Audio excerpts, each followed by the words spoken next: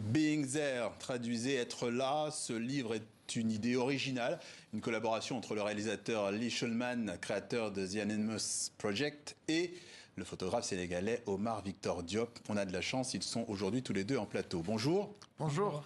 Dans ce livre, vous vous amusez avec des photographies anonymes de l'Amérique ségrégationniste des années 50 et 60, en tout cas essentiellement. Des photos revisitées avec des incursions improbables. Et c'est vous, Omar Victor Diop, qui faites le saut dans le temps et apparaissez de manière impromptue dans ces images. D'abord, vous nous proposez des images d'un univers de science-fiction.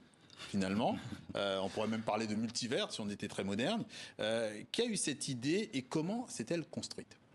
Bon, alors, Lee et moi sommes amis et collègues. On a souvent exposé côte à côte dans des expositions internationales. Et Lee m'a invité à le rejoindre dans le grand projet The Anonymous Project. Donc c'est vous au début. Oui, oui, c'est une invitation de Lee. C'est une invitation. Mais en fait, j'ai vu dans ces photos, souvent il y a un chaise vide, en place vide, parce que le photographe il se lève pour prendre les photos. Et j'ai regardé ces places vides et j'ai dit, mais c'est incroyable, si Omar était dans cette place-là, ça a créé un vrai dialogue, une conversation sur un Amérique un peu de ségrégation à cette époque-là. Donc je pense que j'ai demandé à Omar et gentiment il a accepté cette proposition. Ouais, vous avez tout de suite accepté. J'allais forcément accepter. C'est une invitation dans un territoire d'expression que je n'avais pas encore eu. Ça fait à peu près 10 ans que je fais des autoportraits. Je me suis baladé à travers les siècles pour justement tirer des éléments historiques qui me permettent de faire des commentaires sociaux. Mais alors l'Amérique des années 50 avec ce fond photographique incroyable, ouais. C'était une opportunité que je ne pouvais pas refuser. A priori, au premier regard, vos postures montrent une évidence qui n'en est pas une.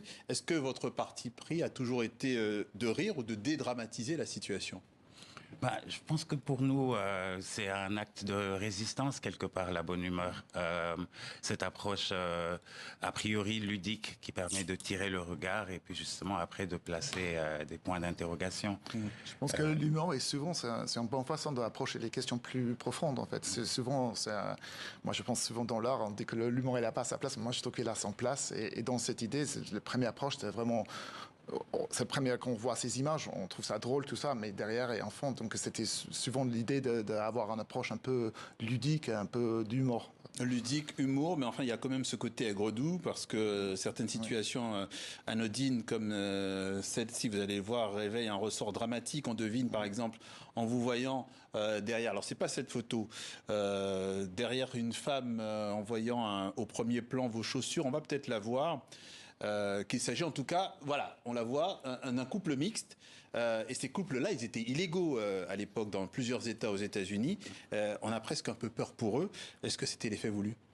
Oui, je pense que ce qu'on veut, c'est poser une question. Pour une fois, avec cette série, nous, les photographes, nous, les artistes, finalement, c'est nous qui observons les réactions que cette série va provoquer. Et les photos interpellent différemment selon qu'on est au début du livre ou plus loin. Et c'est une invitation à une réflexion sur les opportunités.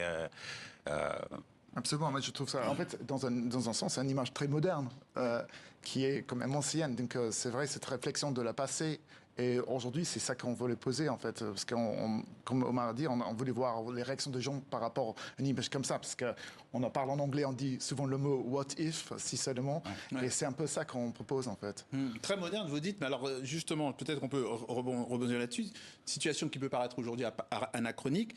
Mais est-ce que ça s'est arrangé depuis ? Est-ce que ce genre de situation pourrait se refaire ? Est-ce que vous reprendriez ce type de photos à partir d'images plus contemporaines ?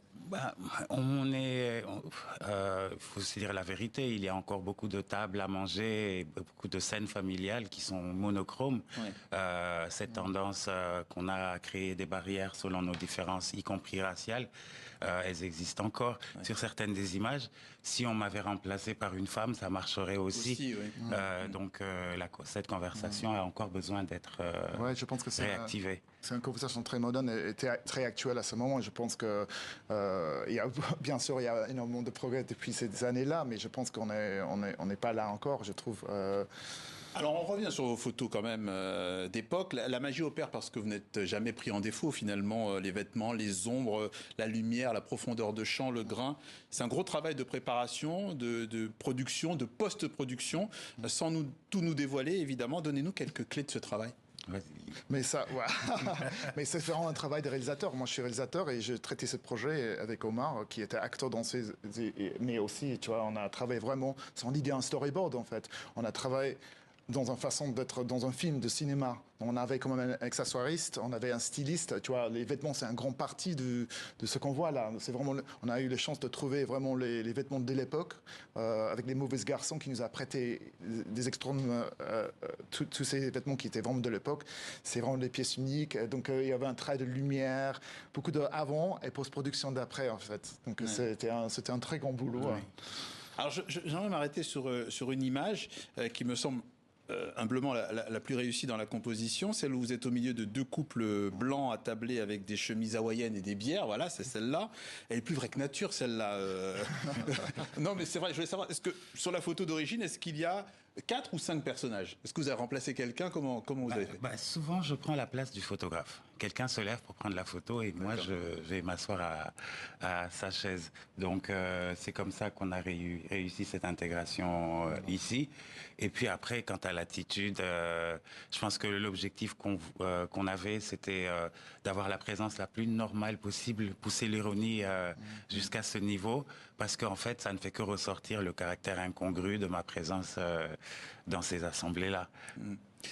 Très rapidement, le projet renvoie aussi vers le cinéma, celui de l'époque, Devine qui vient dîner de 1967, qui parle de la difficulté d'être un jeune couple mixte à l'époque aux États-Unis. Et puis, plus contemporain, un film comme Get Out, sorti en 2017, un film d'horreur, où l'horreur, ce ne sont pas les monstres, les zombies, mais le racisme lui-même. En quoi votre livre s'appuie sur cette idée-là? Mais ça, c'est déjà le Get Out, les films comme ça, contre moi, j'étais très grand fan de ce film-là. Et en fait, eux, ce qu'ils ont fait sans film, ils ont revisité des films d'époque avec un vue très, très différent comme ça. Et dans ce sens-là, moi, je rejoins. Je pense qu'il y a une grande influence dans cette idée, dans ce travail, par rapport au travail qu'on avait fait. Ça, c'est comme vous avez dit, il y a quelque chose qui va pas quand tu vois ces images. Au début, on rigole un peu, c'est drôle. Et après ça, il y a un petit malaise un peu avec ces images. Et c'est un peu ça qui. Malheureusement, le temps nous est compté. On va devoir s'arrêter là. Binzer, une collaboration entre Lee Schulman et Omar Victor Diop. Ce livre est paru aux éditions Textuelles en France. Merci à vous. Merci d'être passé par le journal de TV5 Monde.